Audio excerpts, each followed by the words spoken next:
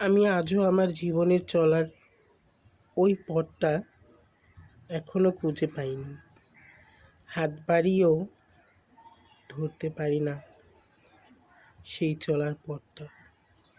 আমি আদৌ জানি না আমার ভবিষ্যতের চলার পথটা কতটুকু ভালো হবে, কতটুকু ভালো আমি থাকব।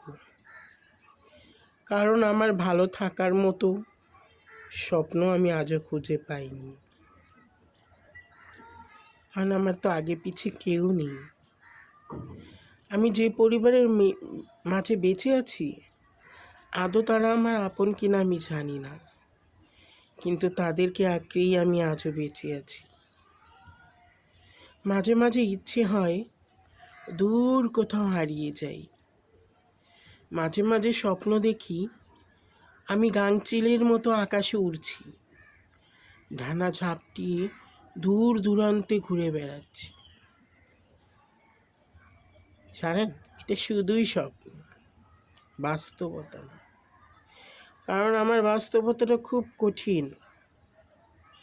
না, আমি তো এখনো ছোট্ট বাচ্চাদের মতো পথ চলতেই শিখিনি।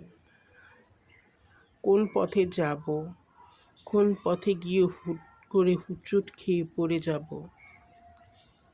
সেটাই এখনো বুঝে উঠতে পারিনি। নিজেকে কখনো 8-10টা মানুষের মতো করে প্রকাশ করতে পারিনি।